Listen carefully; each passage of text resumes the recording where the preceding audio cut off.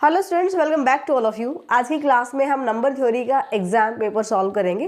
Trigonometry portion में आपको करवा चुकी हूँ और बीच में 2 से 3 दिन बिल्कुल ख़राब हो चुके हैं, हमारे तबीयत डाउन होने की वजह से मैं कॉन्टीन्यूसली ये क्लास नहीं अपलोड कर पाई। तो आज हम करते हैं नंबर थ्योरी की।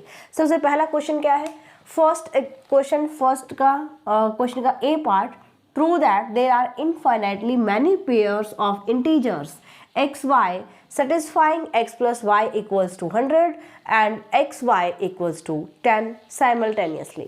कहता है कि x और y की वैल्यू बताओ जो इन दोनों इक्वेशंस को सेटिस्फाई करती है। कौन सी? x plus y equals to 100 and GCD of xy equals to 10। ये आपको यहाँ पे x और y की ये जो वैल्यूज आएंगे वो बताना है कि ये इनफाइनाइट मैनी पेयर्स आपको मिलेंगे और क्या होना चाहिए ये ध्यान रखना है, इंटीजर्स। x और y वैल्यूज कैसी हैं? इंटीजर्स है, फ्रैक्शन में हमें वैल्यू नहीं मिलनी चाहिए। देखिए हमें यहाँ पे गिवन है कि GCD of x and y is 10 और हमने एक थ्योरम पढ़ी है इसी चैप्टर में कि अगर दो नंबर्स की GCD आपको गिवन है तो आप उसको लिख सकते हो, if GCD of x and y equals to d then there exist, यहाँ पर हम लेकर चलेंगे दो integers, there exist two integers m n such that you can write x m into x plus n into y equals to d। ये theorem हम कर चुके हैं इससे पहले जो भी हमने अभी तक मटेरियल पढ़ा था इस चैप्टर में, ठीक है। तो इस रिजल्ट को आपको यहाँ पे अप्लाई करना है। मुझे यहाँ पे GCD गिवन है 10, so there exist two integers m and n such that m into x plus n into y equals to 10। Apply कर सकते हैं रिजल्ट। तो यहाँ पे हमने अप्लाई किया कि m into x plus n into y हमारे पास कितनी वैल्यू देगा? 10। एक क्वेश्चन नंबर ले लेते हैं फर्स्ट। क्लियर? अब यहाँ पर क्योंकि मुझे रिलेशन गिवन है x plus Y equals to 100 तो मैं इधर y की वैल्यू पुट करके और x की वैल्यू निकाल सकती हूँ। Okay, also x plus Y equals to 100 implies that y equals to 100 minus x। Put in equation first, इसको पुट कर दीजिए इक्वेशन नंबर फर्स्ट में। Then we have m into X plus n into 100 minus X equals to 10। यहाँ से solve कर लेते हैं, x की वैल्यू फाइंड आउट कर लेते हैं। mx plus 100 into n minus n into X equals to 10 implies that m minus n into X और 10 माइनस 100 इंटू n। x की वैल्यू अगर मैं यहाँ पे लेकर चलती हूँ ये आ जाती है 10 minus 100 into n divide bye m minus n। ठीक है, अब यहाँ पर आपको m और n की डिफरेंट वैल्यूज लेकर चलना है। ऐसी वैल्यूज लेनी है कि जैसे मैं यहाँ पे पुट करती हूँ m और n की वैल्यू तो मुझे यहाँ पे क्या मिलेगा? इंटीजर वैल्यू मिलेगी, क्योंकि x और y क्या है? इंटीजर्स है। मतलब फ्रैक्शन में आप कोई भी, क्योंकि m और n भी इंटीजर है और x और y भी इंटीजर्स हैं, है ना, तो हम कोई भी रैंडमली वैल्यू नहीं ले सकते हैं m n की जिससे हमें x की वैल्यू फ्रैक्शन में मिले। तो इस टाइप से भी इंटीजर भी तो इनफाइनाइट होते हैं ना। सो m और n की वैल्यू मैं इस टाइप से चूज कर सकती हूँ कि x और y मेरे पास इंटीजर्स आए। Clear that? एग्जाम्पल के लिए यहाँ पर हम ले लेते हैं m की वैल्यू अगर मैं 10 ले लेती हूँ, put m equals to 10 and n equals to -1। अगर मैं यहाँ पे पुट करती हूँ 10 माइनस 100 इंटू n, ये क्या है? -1 प्लस हो जाएगा, divide by m minus n 10 minus -1, this becomes, ये प्लस हो जाएगा यहाँ पे भी 110 डिवाइड बाय 9, ओ सॉरी 11, ये पॉजिटिव हो जाएगा और ये आंसर मुझे देगा 10। ओके, तो यहाँ से आप बता सकते हो कि अगर मैं m और n की इस टाइप से वैल्यू लेती हूँ, m n भी इंटीजर्स है तो x की वैल्यू भी मुझे n इंटीजर मिलती है। यही वैल्यू आप यहाँ पे पुट कर दोगे तो y की वैल्यू आ जाएगी इधर 100 माइनस 10 इज 90। तो इस टाइप से मुझे एक पेयर मिल गया x 10 और y 90। इस टाइप से आप डिफरेंट डिफरेंट वैल्यूज़ m और n की डिफरेंट डिफरेंट वैल्यूज़ देखेंगे तो x और y की भी आपको इनफाइनाइटली मैनी वैल्यूज़ मिलेंगी। तो ये भी क्योंकि m और n भी क्या है, इंटीजर्स हैं, and integers are also infinite in numbers. तो यहाँ पर हमें सिर्फ यही बताना था कि m और x और y की जो है वो इनफाइनाइटली मैनी पेयर्स हो सकते हैं जो इन दोनों कंडीशंस को सेटिस्फाई करते हैं। तो यहाँ पे जो GCD आपके पास गिवन है ये रिजल्ट आपको अप्लाई करना है और सिंपली आपको इसको कैलकुलेट करना है। देखिए फर्स्ट क्वेश्चन का सेकंड पार्ट है, find the remainder when 11 raise to power 333 plus 333 raise to power 111 is divided by 7, कि ये जो है 7 से डिवाइड हो जाए। तो यहाँ पर ये क्वेश्चन प्रूव करने के लिए आपको थोड़ा सा इनको स्टेप बाय स्टेप समझना पड़ेगा। जैसे हमें यहाँ पे कॉन्ग्रुएंस का यूज़ करना है। हमारे पास है 111 को अगर आप डिवाइड करते हैं, किससे डिवाइड कर रहा है मुझे, 7 से। अगर मैं 7 से डिवाइड करती हूँ तो मेरे पास रिमाइंडर क्या आएगा, 111 को 7 से डिवाइड कीजिएगा, सो 7 1 एंड यहाँ पर मुझे इस टाइप से रिमाइंडर लेके आना है कि 1 या -1 मेरे पास रिमाइंडर आए। ओके, यहाँ से मेरे पास आ जाएगा 4 एंड 1 और ये हम लेकर चलेंगे 16। देखिए वैसे तो अगर मैं 7 से डिवाइड करती हूँ 40 को तो मेरे क्या आना चाहिए, 5 पे आना चाहिए, लेकिन हमें क्या करना है, कॉन्ग्रुएंस लेकर चलना है। तो मैं 6 पे भी ले सकती हूँ, ओ सॉरी 41 है, 40 नहीं 41 है, तो यहाँ पर मैं 6 पे लेती हूँ तो मेरे पास क्या आएगा 42। लेकिन सिंपल डिवीजन में तो ये अप्लाई नहीं होता है, बट कॉन्ग्रुएंस में हम यूज़ कर सकते हैं। कॉन्ग्रुएंस में सिंपल डिवीजन में पता है कि ये नंबर ग्रेटर नहीं हो सकता, राइट, बट कॉन्ग्रुएंस में मैं ऐसा लिख सकती हूँ कि 111 कॉन्ग्रुएंट -1 मॉड 7। इसका मीनिंग क्या होता है कि 7 डिवाइड करता है किसको, 111 -1 को, इस नंबर को डिवाइड करता है। अब आप देख लीजिए क्या इसको डिवाइड करेगा, 7 डिवाइड्स 111 प्लस यानी कि 112 को, बिल्कुल 7 इसको डिवाइड करता है ना। तो हमें यहाँ पे देखना है कि इधर मेरे पास रिमाइंडर या तो 1 हो या -1 हो, खासकर इन जैसे क्वेश्चंस में।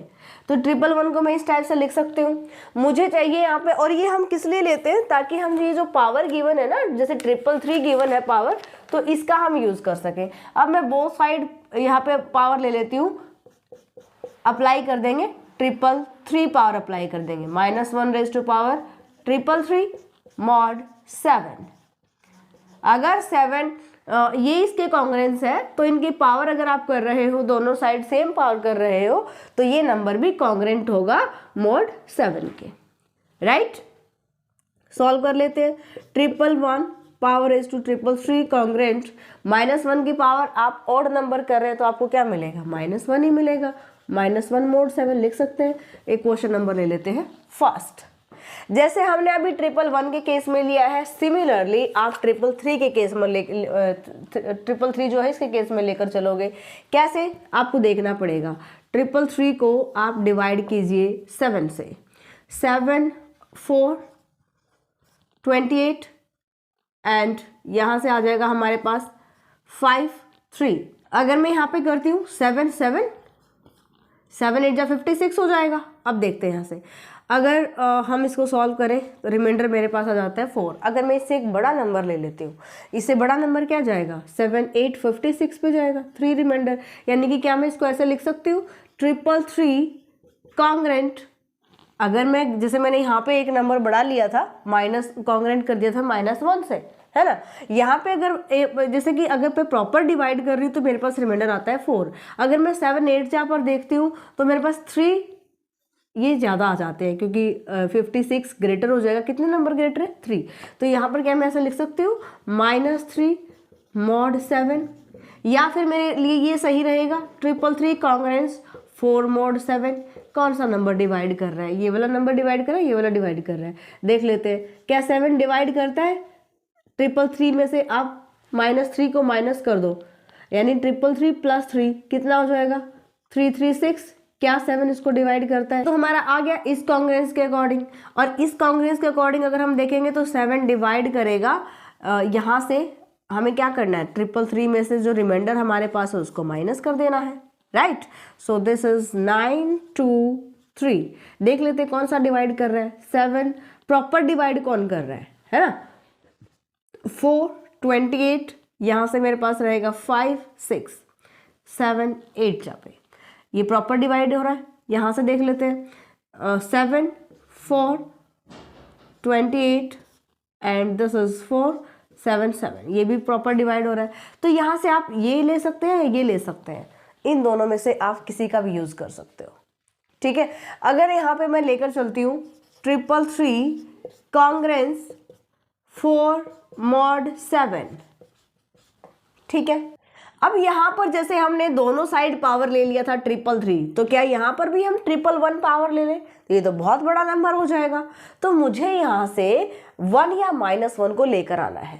अब आप कहेंगे कि हमने ये वाला कॉन्ग्रेंस यूज क्यों नहीं किया, आप इसको भी लेकर के ट्राई कर सकते हो। ठीक है, हमें क्या करना है यहाँ पे, हम सबसे पहले देख लेते हैं कि अगर मैं बोथ साइड यहाँ पर अगर देखते हैं तो 1 पावर अगर मैं लेती हूँ, बोथ साइड 1 पावर तो ऑलरेडी है। इधर अगर मैं 3 पावर या 2 पावर ले लेती हूँ, 2 पावर करेंगे तो 16 आएगा, है ना। 16 अगर आता है तो यहाँ पर 7 से डिवाइड करोगे 16 को, आप अगर बोथ साइड 2 पावर लेते हैं, इधर मेरे पास 16 आएगा, 16 को 7 से डिवाइड करो, रिमाइंडर क्या रहेगा, 2 रिमाइंडर आ रहा है। अगर मैं 3 पावर लेती हूँ, 4 3 जा कितना हो जाएगा, 64। 64 को आप 7 से डिवाइड करोगे तो रिमाइंडर कितना आएगा, 63, रिमाइंडर आ गया 1, राइट। तो अगर मैं 4 की पावर 3 लेती हूँ ना, तो मेरे पास 1 रिमाइंडर आ जाता है, और मुझे किसी ना किसी तरीके से यहाँ पे रिमाइंडर 1 लेकर आना है, ताकि मैं बोथ साइड बहुत ही बड़ा नंबर लेकर चल सकूं और मेरे पास ये नंबर आ जाए। ठीक है, तो हम क्या करेंगे, यहाँ पे बोथ साइड हम 3 पावर सप्लाई कर देते हैं। This number congruent 4 raised to power 3 mod 7 लिख सकते हैं ऐसा। ठीक है जी, अब यहाँ पर यूजिंग ये नंबर मैं इसलिए लाई हूँ ताकि मेरे पास 1 रिमाइंडर आ जाए। उसका कैसे लेकर आओगे उसको हम ऐसे लिख सकते हैं, 64 कॉन्ग्रेंट 1 mod 7 लिख सकते हैं भाई। 7 जो है वो 64 -1 को डिवाइड करेगा, बिल्कुल 63 को डिवाइड करेगा। अब इक्वेशन नंबर सेकेंड, इसको ले लो इक्वेशन नंबर थर्ड। दोनों इक्वेशन से अगर ए बी के कॉन्ग्रेंट है, बी सी के कॉन्ग्रेंट है, तो हमें पता है कि ए सी के कॉन्ग्रेंट होगा, राइट। तो यहाँ से from first second and third मैं लिख सकती हूँ 333 raised to power 3 congruent 1 mod 7 लिख सकते हैं ऐसा, बिल्कुल लिख सकते हैं। ओके, अब मुझे यहाँ पर लेकर आना है 111 पावर, मेरे पास कितनी आनी चाहिए, यहाँ पे 111 आनी चाहिए। कैसे पता चलेगा भाई, देखिए मेरे पास है 111 और 3 पावर मेरे पास ऑलरेडी है। मैं 3 को किससे मल्टीप्लाई करूँ कि मेरे पास 111 आ जाए, तो 3 से डिवाइड कर लेते हैं। 3 3 9, 2 1 7, 37। तो यहाँ पर क्या आ जाएगा, दोनों साइड अगर मैं 37 पावर अप्लाई कर देती हूँ, बोथ साइड पावर ले लीजिए 37, तो यहाँ पर मल्टीप्लाई हो जाएगा, पावर की पावर मल्टीप्लाई होती है। समझ में आया, चलो नेक्स्ट स्टेप में कर लेते हैं। यहाँ पर मैंने किया इसकी पावर 37, यहाँ पर भी पावर 37, क्योंकि यहाँ पे 1 आ चुका है। क्लियर दैट पॉइंट, इसीलिए हमने ये 4 जो कॉन्ग्रेंट था 4 के वो लिया है, -3 वाला नहीं लिया है। आप -3 वाला भी ले सकते हो, नो प्रॉब्लम, लेकिन वहाँ पर आपको क्या करना है, स्टेप यही फॉलो करने हैं, बस हमें लास्ट में 111 लेकर आना है। 333 कॉन्ग्रेंट raised to power 111, इनकी मल्टीप्लाई करोगे कॉन्ग्रेंट 1 mod 7, इक्वेशन नंबर 4। दोनों इक्वेशंस को ऐड कर दो, एडिशन को ही डिवाइड करवाना था ना हमें 7 से, दोनों इक्वेशंस को डिवाइड कर देते हैं, equation first plus equation number 4, then we get 111 raised to power 333 plus 333 raised to power 111 congruent, इधर क्या है -1, इधर क्या है 1, ऐड करोगे तो 0 mod 7। इसका मतलब ये हुआ कि अगर आप 7 से डिवाइड करते हो किसको, 111 raised to power 333 plus 333 raised to power 111, remainder क्या आ रहा है, रिमाइंडर पूछा गया है ना, दिस डिवाइस प्रॉपरली, ये इसको प्रॉपर डिवाइड कर रहे हैं, हैविंग रिमाइंडर 0। यहाँ पर जो भी नंबर मिलेगा अब मुझे, वो मेरे पास रिमाइंडर हो जाएगा। ये रिमाइंडर ही तो होता है ना कांग्रेस के केस में, तो ये हमारे पास रिमाइंडर हो गया। तो इस टाइप से सॉल्व करना है, कॉन्ग्रुएंस को आपको अच्छे से चूज करना है। जैसे फर्स्ट जो केस में हमें -1 इजीली मिल गया था, क्योंकि हमें पता है कि 111 कॉन्ग्रुएंस -1 mod 7 होगा। सबसे पहले आप इसको डिवाइड करके ही देखिएगा कि आपको रिमाइंडर क्या मिल रहा है। जैसे यहाँ पे मुझे 1 नहीं मिला, मुझे 4 मिला, तो मैंने उसको 1 में कन्वर्ट किया। तो ये सब प्रैक्टिस से आएगा, ऐसा नहीं है कि आप कोई किसी क्वेश्चन का रट्टाफिकेशन कर लीजिएगा या फिर ऐसे कोई पर्टिकुलर स्टेप्स होते हैं। हाँ, मेथड सबका सेम होगा, लेकिन यहाँ पर जो आपने सीखा है वही आप दूसरे क्वेश्चन में भी अप्लाई करेंगे। समझ में आया? और इस टाइप के क्वेश्चंस बहुत ज़्यादा इंपॉर्टेंट है, चाहे वो एक्सरसाइज से है चाहे वो एग्जाम्पल है। नेक्स्ट क्वेश्चन देखते हैं। क्वेश्चन नंबर 2 का फर्स्ट पार्ट है find general solution of this equation. अब ये जितने भी मैंने आपको क्वेश्चंस करवाए हैं पास्ट ईयर क्वेश्चन पेपर से हमने ये लिए हैं, पूरा पेपर ही हमारा ये मई 2023 का है, एमडी यूनिवर्सिटी। अब यहाँ पर जितने भी मैं क्वेश्चन करवा रही हूँ सभी क्वेश्चंस ऑलरेडी हम जो इम्पोर्टेंट क्वेश्चंस डाल चुके हैं न्यूएरा मैथ्स एप्लीकेशन के सेकंड सेमेस्टर कोर्स में। अगर आपको चेकआउट कर रहे हैं तो आप तुरंत अभी चेक कर सकते हो। न्यूएरा मैथ्स एप्लीकेशन डाउनलोड करो, सेकंड सेमेस्टर कोर्स ओपन करो, और ये ध्यान रखिएगा कि वो सेकंड सेमेस्टर कोर्स आपकी ही यूनिवर्सिटी का होना चाहिए। मतलब कि CBLU का आपको डिफरेंट मिलेगा, GGU का डिफरेंट मिलेगा, कुरुक्षेत्र का डिफरेंट मिलेगा। इसके अलावा जितनी भी यूनिवर्सिटीज़ हैं सबका आपको एक ही कोर्स मिलेगा। और अगर आपको नहीं पता चलता है तो आप कॉन्टैक्ट भी कर सकते हो, चैट सेक्शन में वहाँ पर बोल सकते हैं। उसमें आप देखिएगा तो ये सारे questions as it is statement मैं इंपॉर्टेंट क्वेश्चंस में डाल चुके हूँ। और पिछली बार जब ये पेपर हुआ था उससे पहले हमने वहाँ पे ये क्वेश्चन पेपर डाल दिए थे, यानी कि सारे क्वेश्चन पेपर नहीं क्वेश्चंस डाल दिए थे, इंपॉर्टेंट क्वेश्चंस। और ये सारे क्वेश्चंस आप देख सकते हो एग्जाम में एज इट इज आए हुए हैं, मतलब एग्जाम होने से पहले ही हम वहाँ पे अपलोड कर चुके थे। तो ऐसा नहीं कि वहाँ पे 10 से 15 क्वेश्चन है, आप देखिएगा तो यूनिट वाइज आपको 15 to 20 क्वेश्चंस मिलेंगे। और आपकी बार भी जो आपका एग्जाम होने वाला है उसके लिए आप वहाँ से इंपॉर्टेंट क्वेश्चंस ले सकते हैं। कम से कम रिवीजन के टाइम अगर आप उनको ट्राई करते हो तो इसमें आपका कोई नुकसान नहीं है। ये सभी क्वेश्चन सभी स्टूडेंट्स के लिए फ्री ऑफ कॉस्ट है। आप जैसे ही कोर्स ओपन करेंगे फ्री कंटेंट निकालेंगे तो वहाँ से आप इन क्वेश्चंस को देख सकते हो। आइडिया यहाँ से लगा सकते हो कि जितने भी मैं क्वेश्चन करवा रही हूँ ये सारे आपको वहाँ पे मिलेंगे। जो लिस्ट वहाँ पे मिलेगी आपको 6 से 7 या 8-9 PDFs आपको मिलेंगी, हैंड रिटन क्वेश्चंस आपको वहाँ पे मिलेंगे। तो आप वहाँ से उन क्वेश्चंस को देख सकते हो और अब की बार भी वहाँ से बेनिफिट ले सकते हो आप उन क्वेश्चंस के थ्रू। तो अच्छी बात है अगर हमने पूरा सिलेबस किया और अगर हमें और भी ज़्यादा इंपॉर्टेंट क्वेश्चंस मिलते हैं, अगर हमें ऐसा कुछ मिलता है कि क्या पता इनमें से ही हमारा एज इट इज़ क्वेश्चन आ जाए, तो बहुत अच्छा पेपर आपका जाएगा। नॉलेज के साथ साथ परसेंटेज भी बहुत ज़रूरी होती है। चलिए बात करते हैं, यहाँ पर जनरल सोल्यूशन हमें बताना है, इसका क्या मेथड होता है। इसको आप कंपेयर करोगे ax + by = c से, ठीक है। ax + by = c। a की वैल्यू क्या है यहाँ पे, a की वैल्यू है 70, b है 112 एंड c इज 168 है। तो यहाँ से आपका सबसे पहला काम क्या है, हमें यहाँ पे GCD फाइंड आउट करनी है a और b की।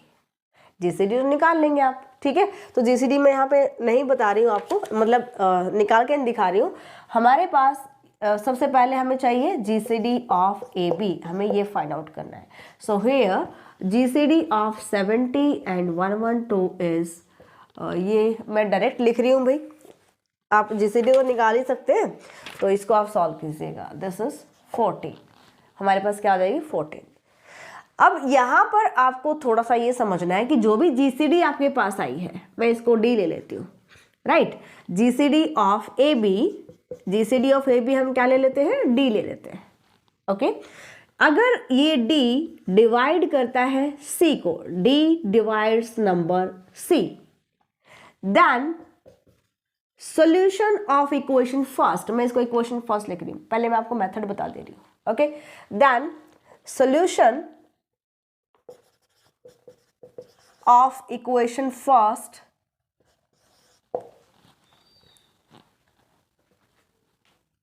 इज, हम अगर DC को डिवाइड करता है तो हम इनको एक कॉन्ग्रुएंस में एडजस्ट कर सकते हैं और वो सोल्यूशन हमें कहाँ से मिलेगा, AX congruent C mod B।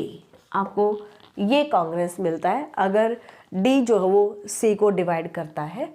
तो अब देखिए जीसीडी हमें मिल जाएगी, ए और बी कंपेयर कर लिया, जीसीडी आ गया 14। चेक करो क्या 14 यहाँ पे 168 को डिवाइड कर रहा है, बिल्कुल कर रहा है ना। So here 14 divides 168। अगर 14 जो जीसीडी आई है वो 168 को डिवाइड करता है तो हमारे पास कॉन्ग्रुएंस क्या है, कॉन्ग्रुएंस हम ले सकते हैं ए एक्स, यानी कि solution of equation number first, क्या मतलब जो आपको यहाँ पे गिवन है equation. Okay, then you can write equation first has solution, put कर दीजिए वैल्यूज, इज ए की वैल्यू क्या है 70 इंटू एक्स, कॉन्ग्रुएंट सी कितना है 168 मॉड 112। ये लिखने की बजाय हम इसको थोड़ा सा छोटा कर सकते हैं। कैसे कर सकते हैं, यहाँ जो इक्वेशन हमारे पास है, जो गिवन इक्वेशन है, इसको आप डिवाइड कर दीजिए 14 से, क्योंकि जीसीडी ऑफ 70 एंड 112 14 आई है एंड 14 डिवाइड कर रहा है 168 को, इस 168, इसका मतलब ये हुआ कि हम थ्रू आउट इस इक्वेशन को डिवाइड कर सकते हैं 14 से, है ना। सो इक्वेशन नंबर फर्स्ट में इसको डाल रही हूँ यहाँ पे,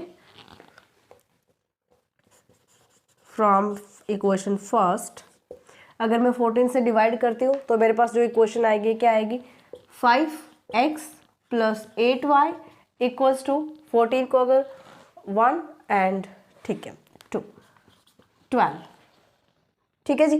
तो ये मेरे पास इक्वेशन कन्वर्ट हो जाएगी जीसीडी निकालने के बाद।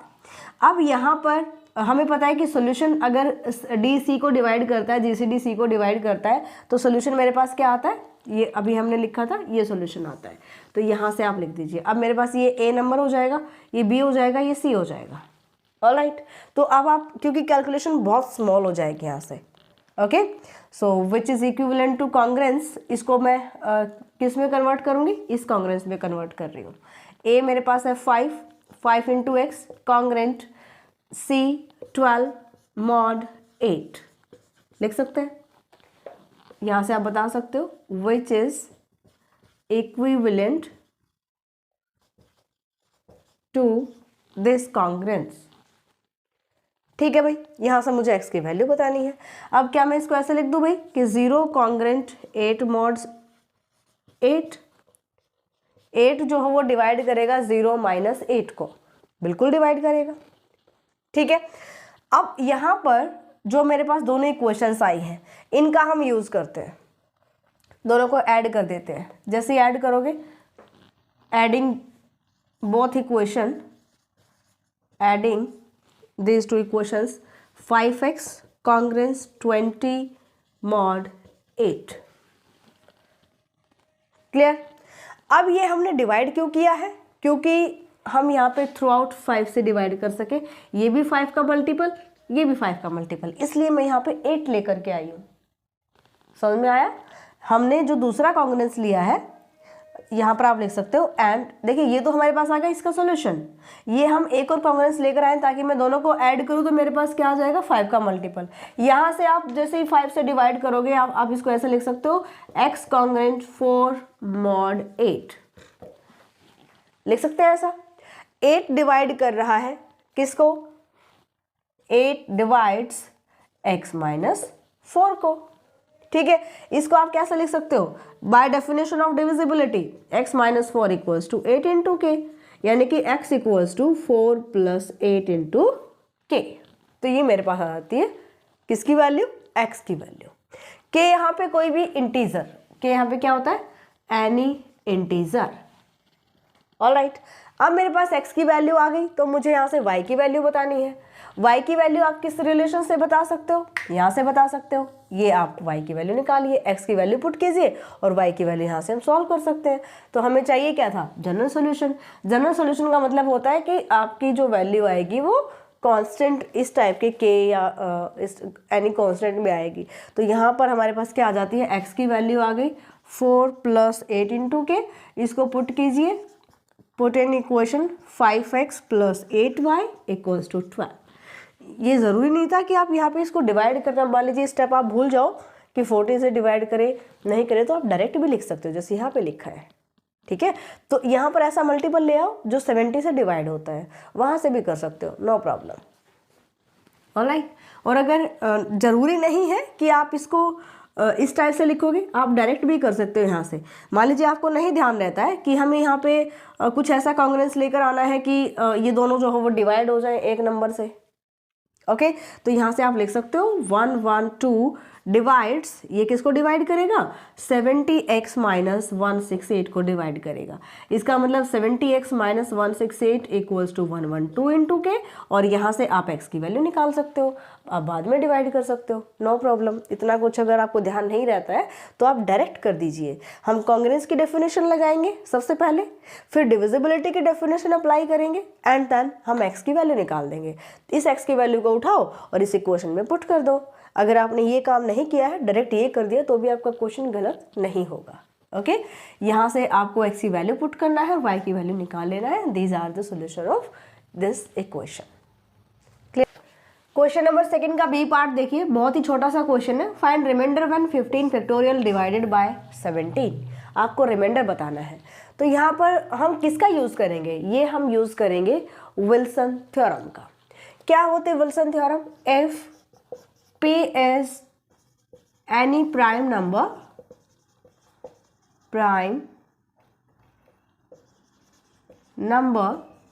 then P minus 1 factorial congruence minus 1 mod P होता है, ठीक है। तो यहाँ पर कंपेयर करोगे तो 17 क्या है, P की value, here P equals to 17 which is prime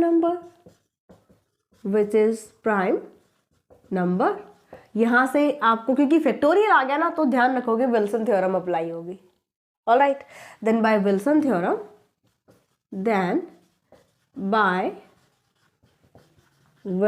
theorem, बहुत छोटा हो जाएगा ये question, right.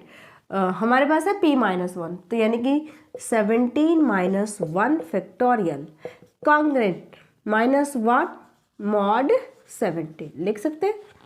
17 minus 1 is 16 factorial congruent minus 1 mod 17, okay. इसको आप क्या लिख सकते हो, 16 into 15 factorial minus 1 mod 17, alright. 16 को मैंने लिख दिया 17 माइनस 1, ठीक है। और क्योंकि 17 जो वो कॉन्ग्रुएंट होगा किसके, 0 मॉड 17 के, तो इसको हम ऐसे लिख सकते हैं। अगर ये नंबर इस नंबर से डिवाइड होता है properly, so we can write minus 1 into 15 factorial congruent minus 1 mod 17। Clear that. ये नंबर अगर आपके पास प्रॉपर डिवाइड होता है इस नंबर से, तो आप यहाँ पे लिख सकते हो, क्योंकि 17 कॉन्ग्रुएंट 0 मॉड 17 है, यहाँ पे माइनस 1 इंटू 15 फैक्टोरियल कॉन्ग्रुएंट होगा माइनस 1 मॉड 17 के। बोथ साइड माइनस अप्लाई कर दो, 15 फैक्टोरियल कॉन्ग्रुएंट 1 मॉड 17। तो 17 जब डिवाइड करता है 15 फैक्टोरियल को, रिमाइंडर कितना आता है, 1 आता है। तो यहाँ पे रिमाइंडर क्या आ जाएगा, find reminder, this is 1, okay. Next question देखिए, क्वेश्चन 3 का ए पार्ट। Write complete residue system mod 13 composed entirely of multiples of 2। देखिए वैसे तो ये बहुत ही सिंपल सा क्वेश्चन है, 2 ही लाइन का क्वेश्चन है। यहाँ पे हमें समझना है कि कंप्लीट रेजिड्यू सिस्टम आप कैसे बताते हैं। मेरे पास यहाँ पे मॉड 13 का मुझे फाइंड आउट कर, 30 is any prime number, okay. So complete residue system of mod 13 is the set 1 0 1 2 3 up to so on 12। ये सारे नंबर हमारे पास आएंगे जो कि इसके कंप्लीट रेजिड्यू सिस्टम में होंगे। एक सेट होता है, अगर हमें complete residue system of mode m बताना है तो m नंबर्स होते हैं उस सेट में, राइट, 0 से m-1 तक, ओके। सो दिस इज, यानी कि C शॉर्ट फॉर्म में लिखे CRS, complete residue system of mod 13। Here जो मुझे बताना है कि ये क्या होना चाहिए, complete residue system multiples of 2 होना चाहिए। जीसीडी ऑफ 13 एंड 2 इज 1, यानी कि ये आपस में को प्राइम नंबर्स है। अगर को प्राइम नंबर्स है तो बहुत इजीली हम ये फाइंड आउट कर सकते हैं कि हम इसको 2 से मल्टीप्लाई कर देंगे। So this set is complete residue system of mod 13 composed entirely of multiple of 2।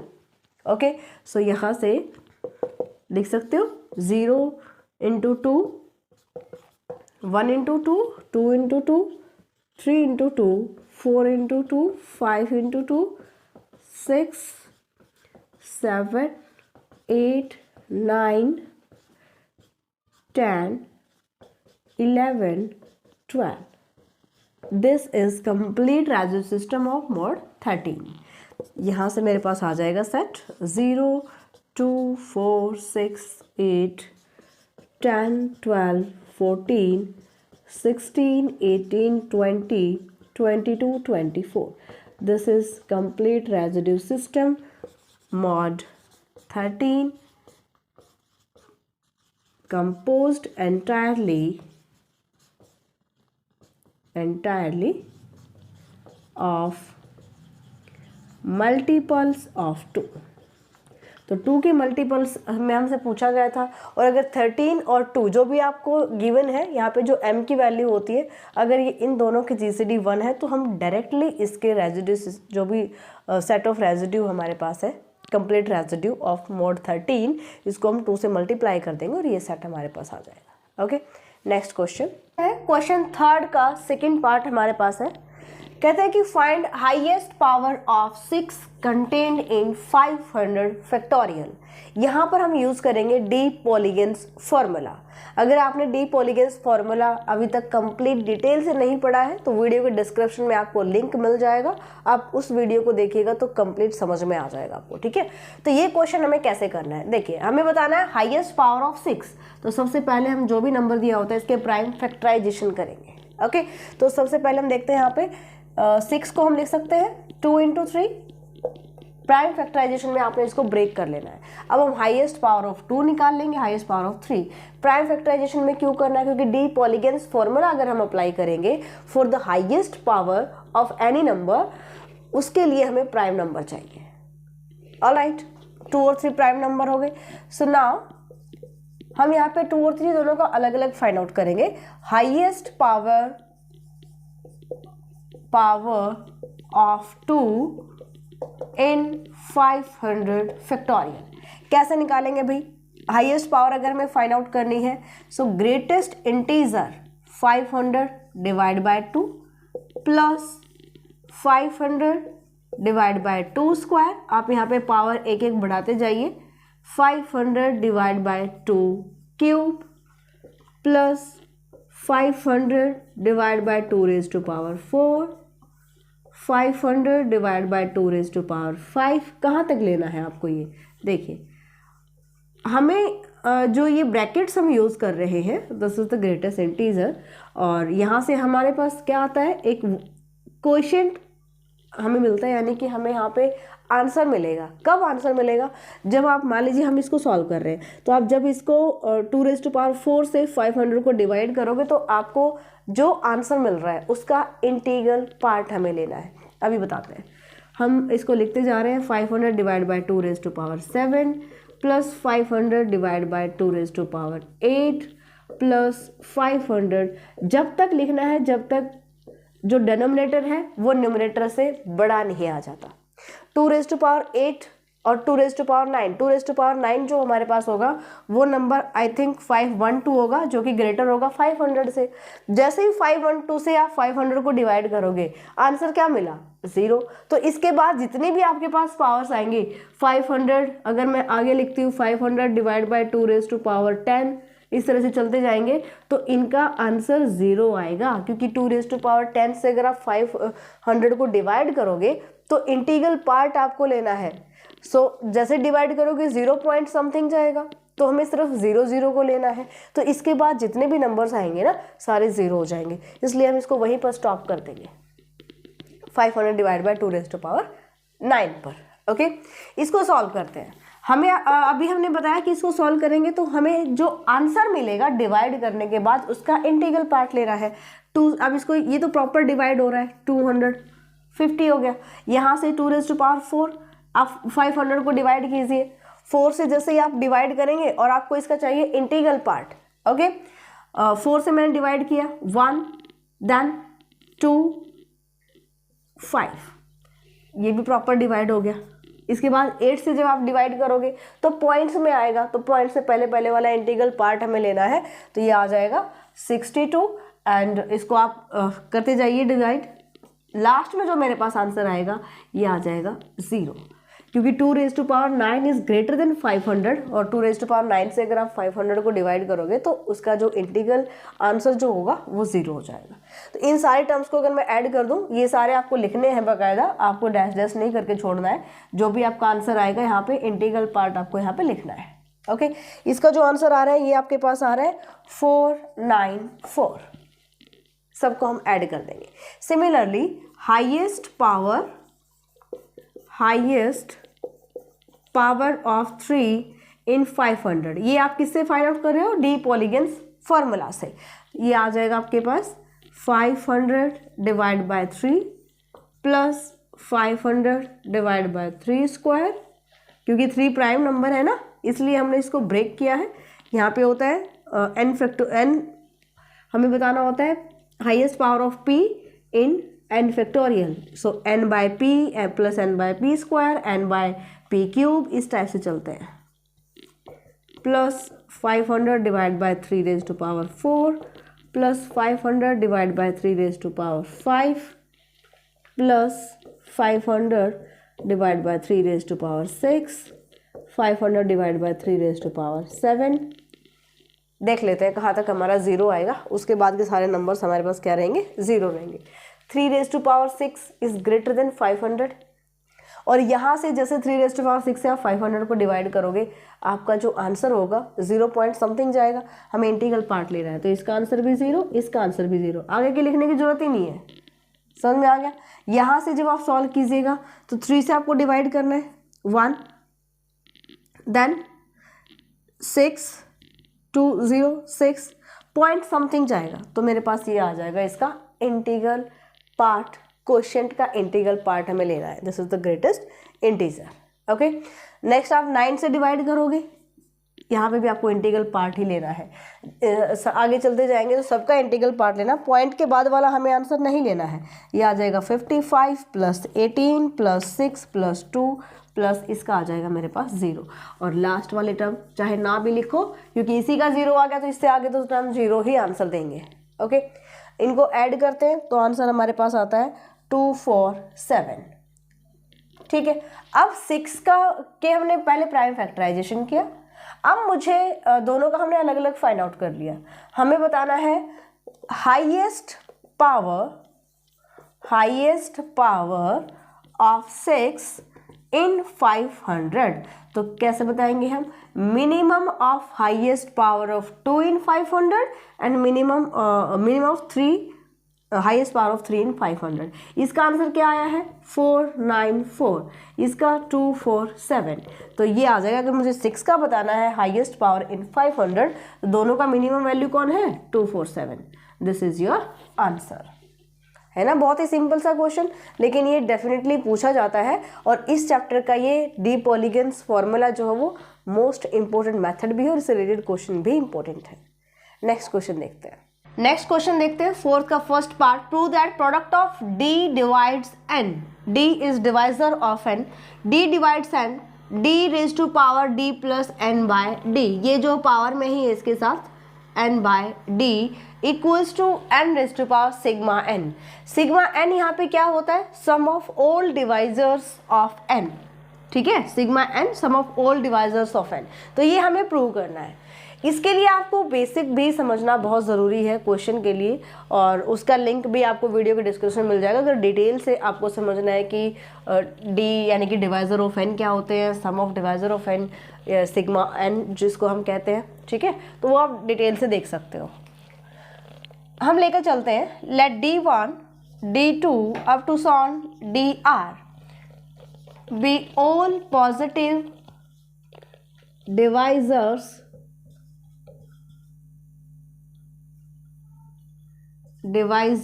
of n।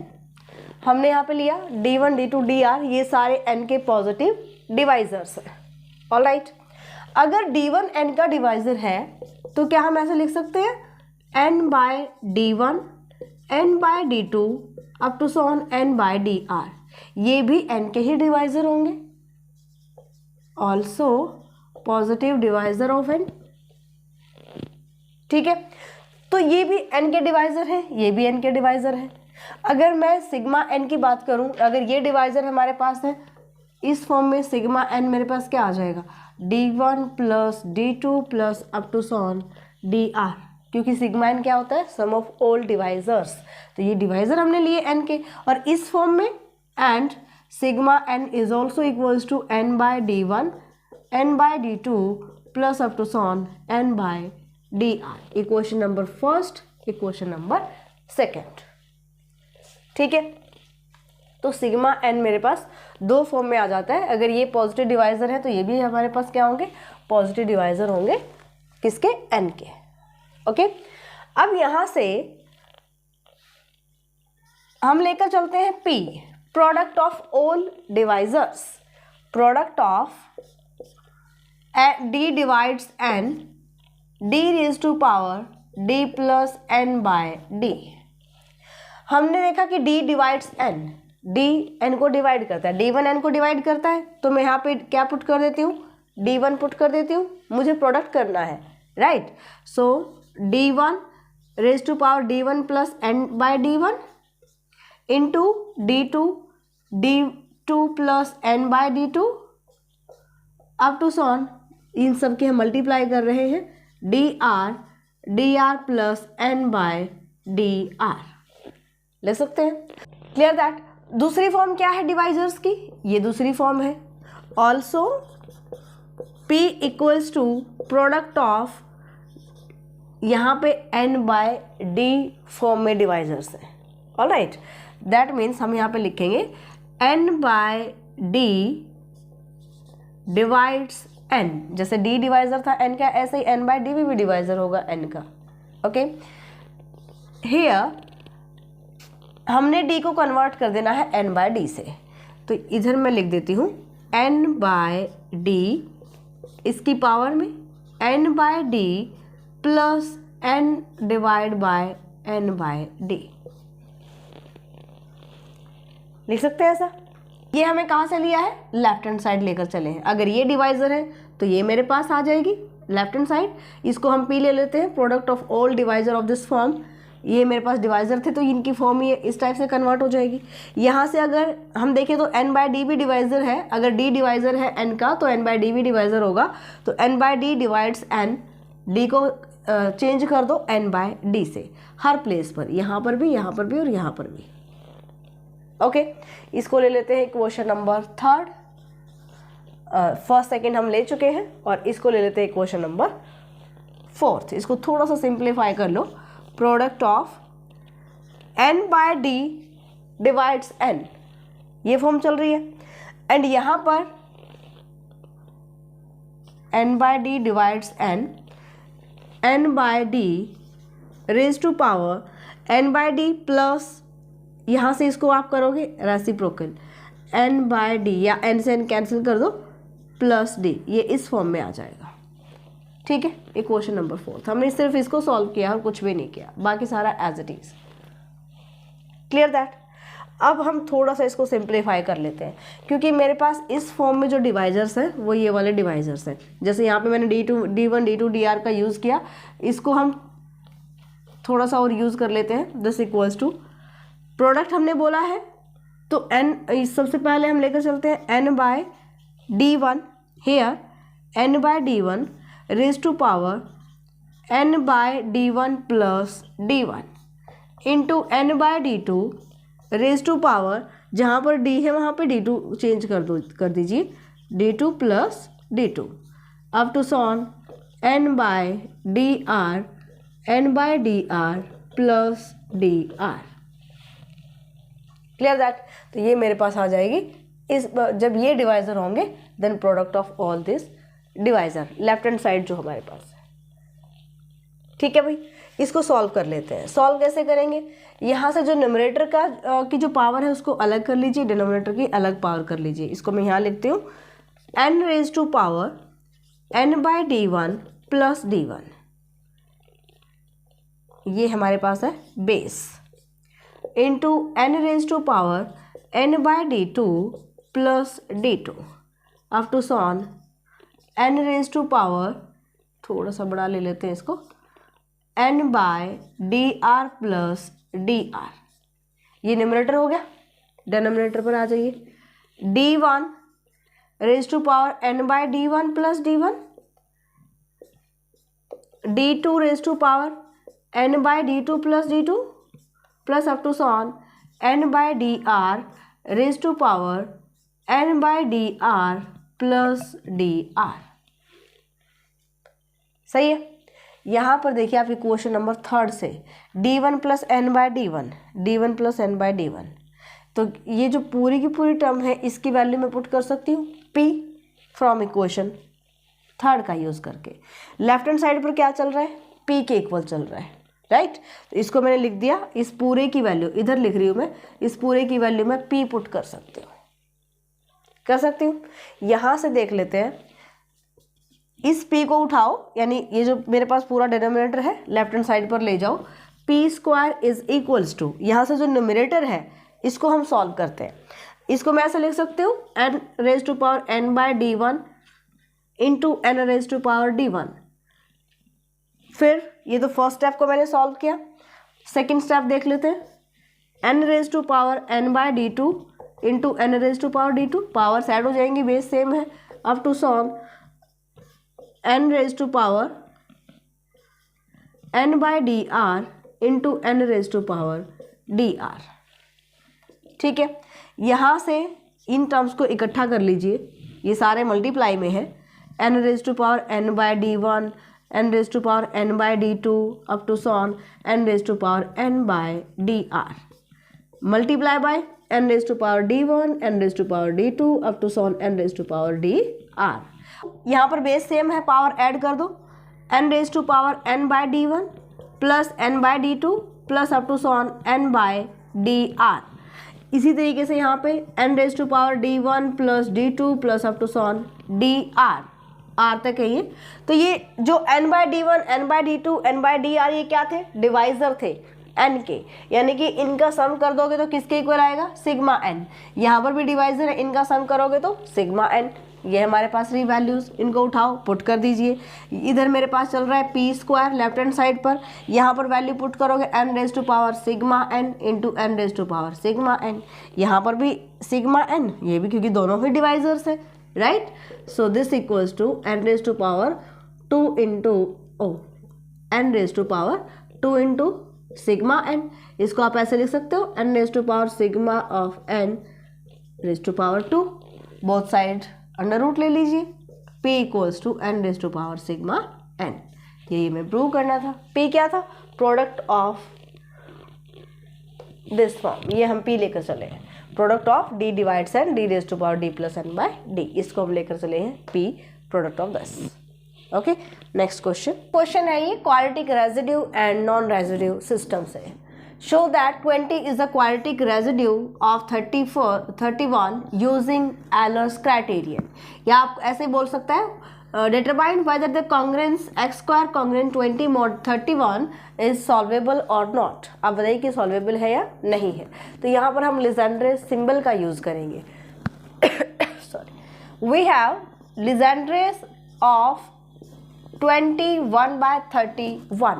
हमारे पास एक प्रॉपर्टी होती है Legendre सिम्बल्स में कि a² b/p, p is any prime number, तो इसको हम लिख सकते हैं b/p।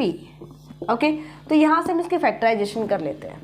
फैक्टराइजेशन कीजिएगा, प्राइम फैक्टराइजेशन जितने भी हो सकते हैं आप ऐसे करोगे, 2 इंटू 2 इंटू 5 डिवाइड बाय 31, ये आ जाएगा 2² into 5 divide by 31, and according to this property हम इसको लिख सकते हैं 5/31।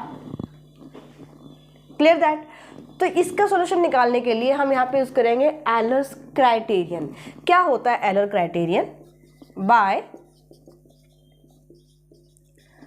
एलर्स criterion,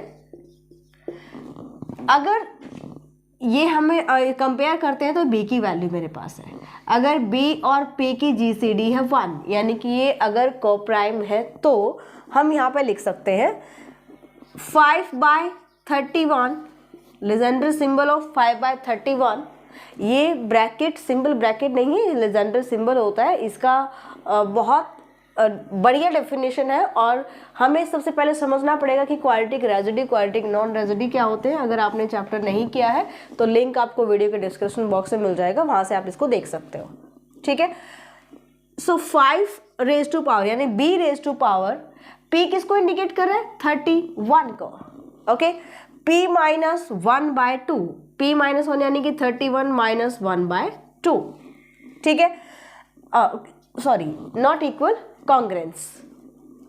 This congruent 5 raised to power 31 minus 2 mod 31, ये होती है एलर्स क्राइटेरियन, ओके, फॉर लेजेंडरे सिंबल। इसको आप क्या लिखेंगे? सॉल्व करते हैं। 5 raised to power 30/2 is 15 mod 31, right. और 5 raised to power 15 को आप लिखिएगा 3 raised to power 5 लिख सकते हैं, 5 raised to power 3 raised to power 5 लिख सकते हैं ऐसा, mod 31, okay. Next 5 raised to power 5 raised to power 3 is 125। ये हम क्यों लेते आ रहे हैं अभी बताते हैं। mod 31, clear. 125 raised to power 5 mod 31। अब मुझे यहाँ पर कुछ ऐसा लेकर आना है कि a congruent b, b congruent c, तो मैं यहाँ पे बता सकूँ कि a कॉन्ग्रेंट c के। बट जो 31 है किसको डिवाइड करेगा कि हमारे पास 1 जो है रिमाइंडर आ जाए? 125 कॉन्ग्रेंट 1 mod 31 लिख सकते हैं ऐसा। क्या ये कर रहा है इसको डिवाइड? 31 डिवाइड्स 125 माइनस 1, यानी कि 31 डिवाइड्स 124, राइट है? बिल्कुल कर रहा है, 4 से, है ना। तो अगर ये कॉन्ग्रेंट है 1 raised to power 25 raised to power 5 के, बट हमने बताया कि 1 raised to power 25 कॉन्ग्रेंट है 1 mod 31 के। मैंने दोनों साइड 5 पावर ले लिया, राइट जी। तो a कॉन्ग्रेंट हो गया b के, b कॉन्ग्रेंट हो गया c के, तो मैं यहाँ पे लिख सकती हूँ कि 5 Legender symbol of 5/31 congruent 1 mod 31, ठीक है।